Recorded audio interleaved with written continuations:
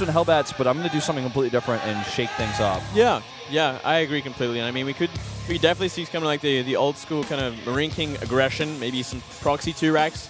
Can happen on this map for sure. But it is kind of a long rush distance, and it can be tricky to get those barracks down. Yeah. But it's not completely unheard of. Same with proxy Reapers for sure on this map. Oh yeah, proxy Reaper is so strong on this map, 888.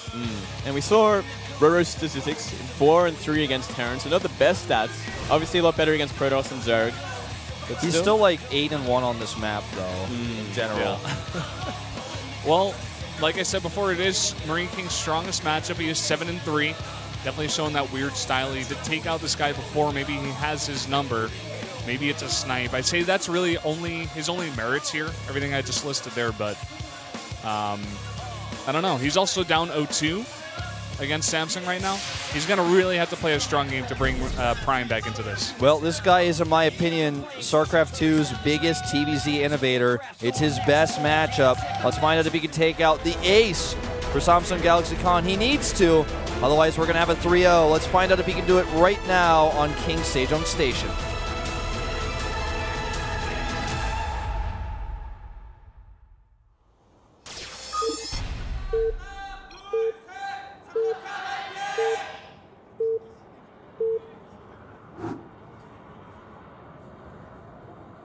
LTA는 SK텔레콤.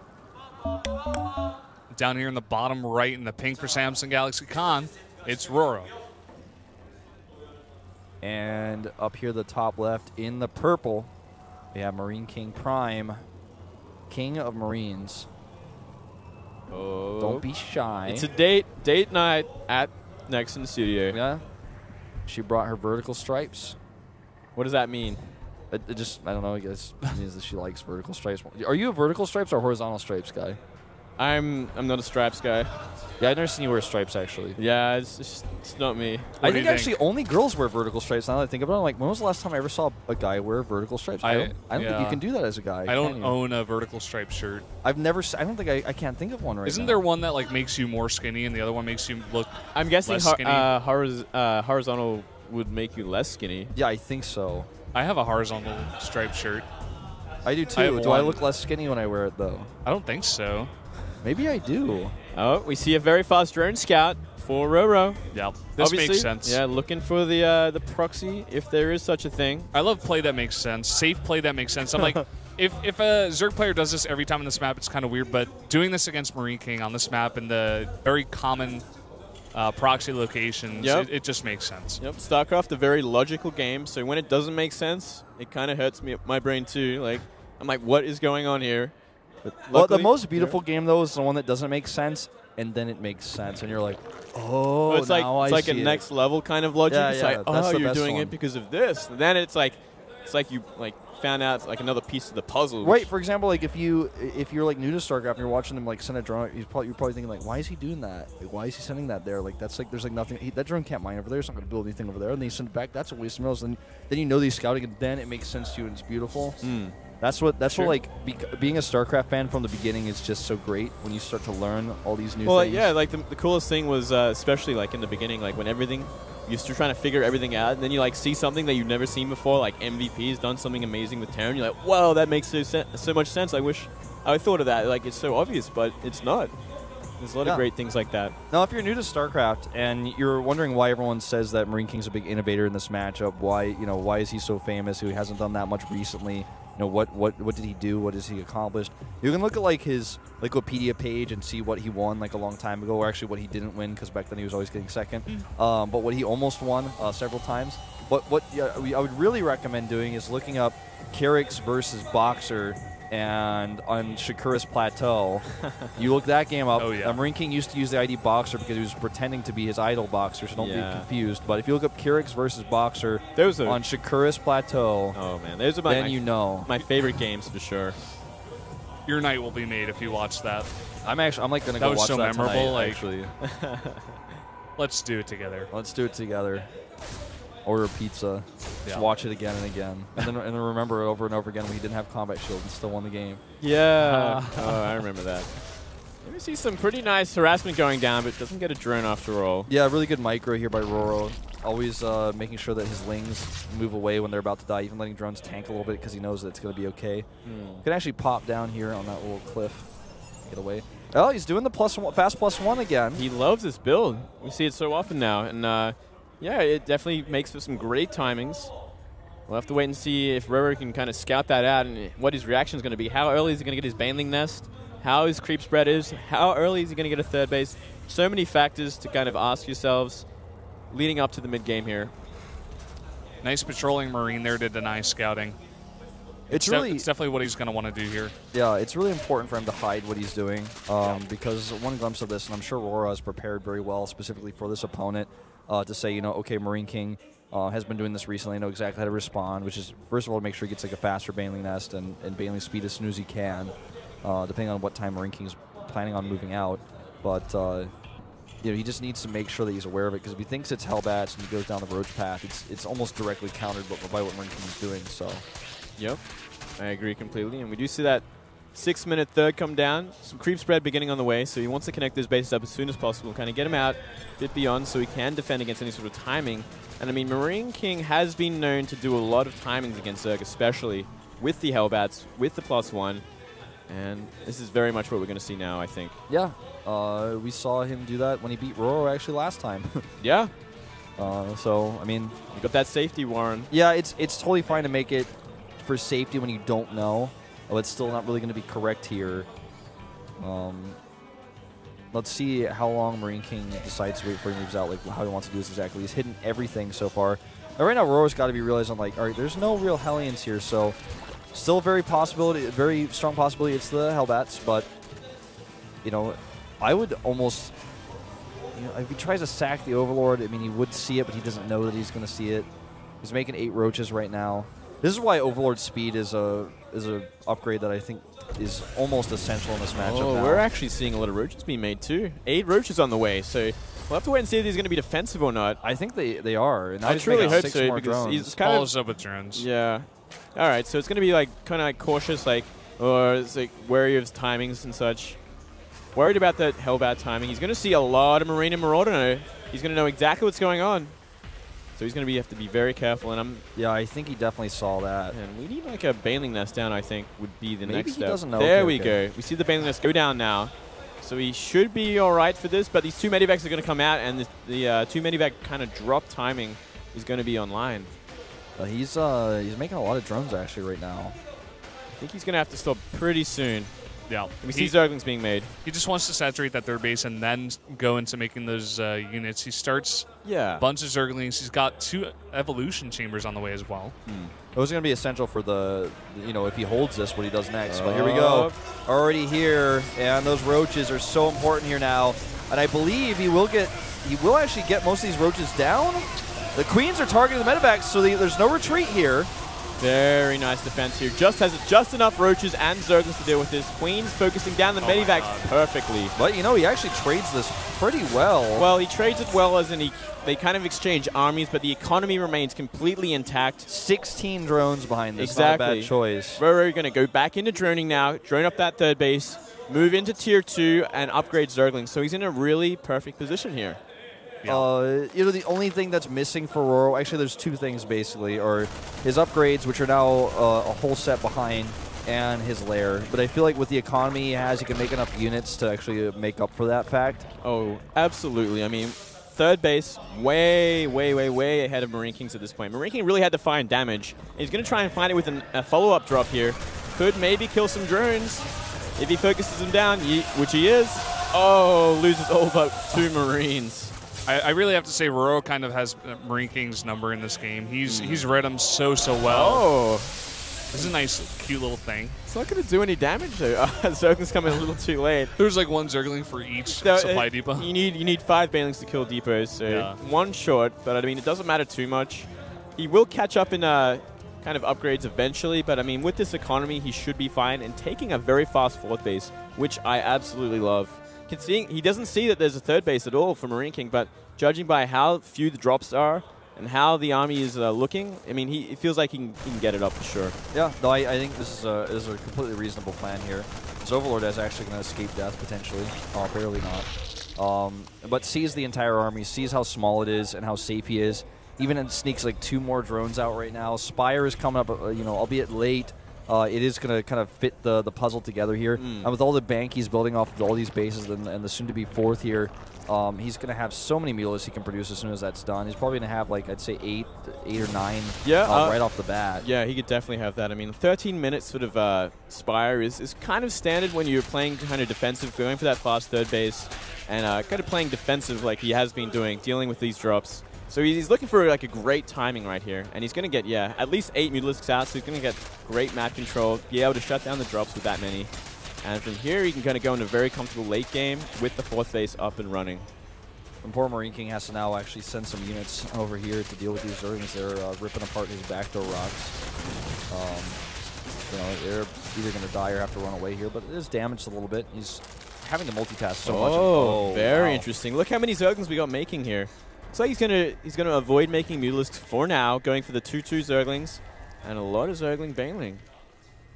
Could see. Looks like it will be defensive though, as MarineKing is moving out, but it could be the counter attack on the 3rd base. Yeah, with these the 3rd bailings. base with those Banes, man. They're waiting.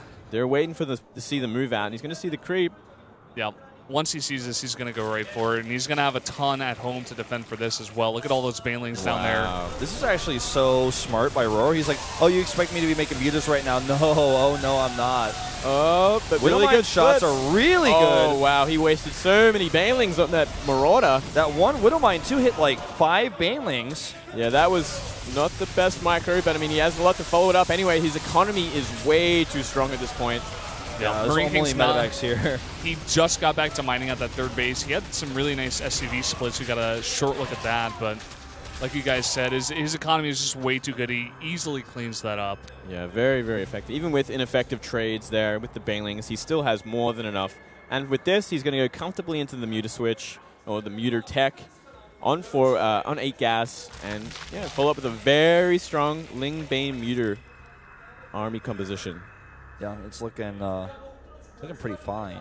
He's looking in complete control right now. Oh, getting ready to take a 5th base. I really liked his choice to make banelings instead. That's going to surprise a Terran player who's hitting this normal, mid-game timing. Like, okay, your Spire should be landing up right now. You're going to make him use where your gas is. Maybe you don't have enough banelings. I can get some real damage done. But bam, he ran right into like a sea of banelings. Yep, absolutely the right choice at that point. You definitely cannot get enough mutable, much of a mutable out to kind of deal with that.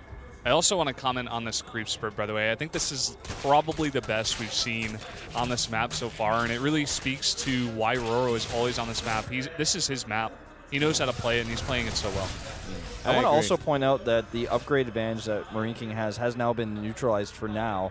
For like a few more minutes here, he's going to actually have both of them on 2-2. So he was able to catch it up really, really quick and see what he can get done with it.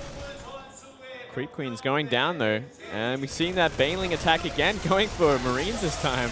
Yeah, not going to be very effective at all. Banelings, but we see a huge Ling Muter counterattack, which I like a lot. This is a lot of Zerglings coming in here now, and now she's going to come over here and start cleaning up these Marines. There's so many Mutas in the air too. Wow. MarineKing, where is his army? It's too out of position. It's over there on the right side. He's now trying to catch these Mutas, but they're coming in here.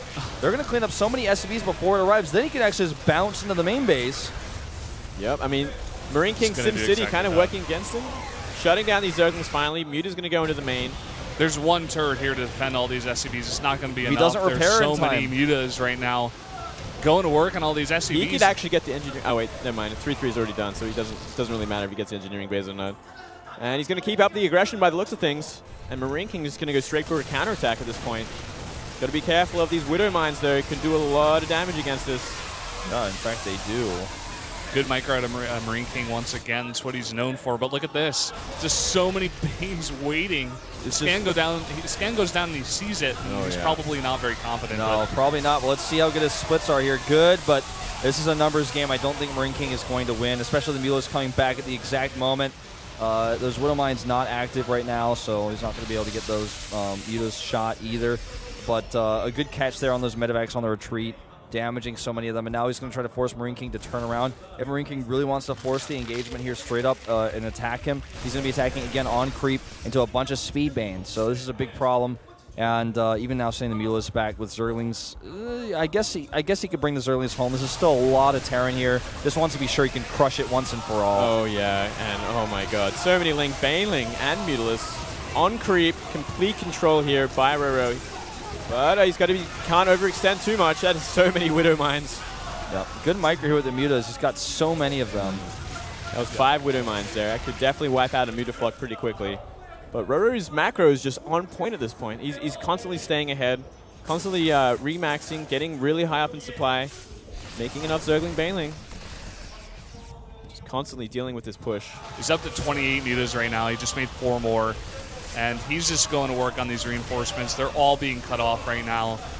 He's got so many Banes back at his 4th base again. His 5th base is up. He's transferring some of those drones again. And back here, the missile turret isn't even in the right position. It's going to go down right away, and all those SCVs in trouble.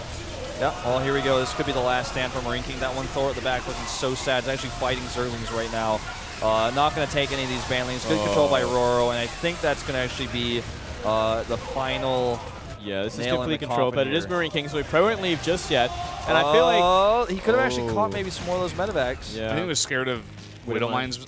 Yeah. He didn't have the Overseer with it, so. And I feel like one major mistake MarineKing is making is he's not doing drops while he's doing this parade push. He is not dropping at all. So with the Zerglings, pretty much the entire army is in position at every time to deal with it. You really have to split up the Zerg army if you want to be doing these sort of parade pushes. You got to be forcing them to multitask in different locations so you can take a favorable fight. But he just isn't doing it at this point. He's really not. No, he's very staying very tunnel visioned, I feel. Well, I think the only thing he's going to be tunnel visioned on now is dealing with these Mutalisks that are just wrecking his base right now. A good Thor shot here. And with the Widow Mines coming over, he has to leave. Wow. But there's about to be more Banelings than there are Marines on the map, and we know how that goes. Yeah, this is not looking good at all. This could be the very much the last push here. We could see the natural go down on these mutas. Yeah. One last hurrah for MarineKing. Yeah, that CC is gone. And after he gets SCC, he's just going to pull back and defend this push. Look at all of those Banes. It is so green. It's like St. Patrick's Day. It's going to roll in on everything MarineKing has.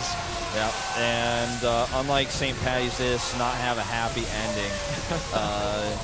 No Leprechaun's going to come out and give him some Lucky Charms, man. This is... Is that what happens on St. Patrick's Day?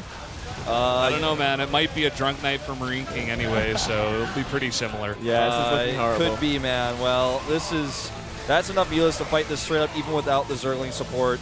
And MarineKing is like given the trying face. To micro. He just gave the MarineKing face of, all right, it's enough. I have to type out here. GG. It's in English. It's in English. We always have to verify this. Yeah, that's good. And RorO takes game number 3 to give the 3-0 to Samsung Galaxy Con. Very important win for them and a very important loss for Prime. This may actually be the loss that pushes them over the edge for not getting into the round 4 playoffs, which they really, really need. They're not out of it yet, but they may be. You know, after this -3, they might not be able to recover from this. Yep. Yeah, it's definitely looking bad. I mean, Prime didn't do too well last week either. I mean, time and time again, they're getting these losses that they don't need, and they were in good standings after the first maybe 3 weeks, but now they're going to be pretty down on the ladder. Oh yeah, for sure. I think this puts them into 6th place, maybe. Yeah. So we'll take a closer look at that later, but MarineKing not playing a bad style. I like this play, but he actually looks stunned in the booth. You don't often get to see MarineKing like this. He's usually very emotional and pretty sad, but he's just like, wow, I got stomped. I feel like he got really tricked by that big wave of Banelings instead of the Mutas. He was not expecting that many Banelings when he came onto the creep, and he was like, oh god, that's a lot. When you look at it, RorO was completely prepared for every part of that game. From the timing of the 2 medivacs to the extra medivac on the 3rd base to the parade push, he was ready in every situation. Yeah. He just had his number. Well, with that, it is a 3-0, of course, Samsung over Prime. Turn takes down Cassia. Stork takes down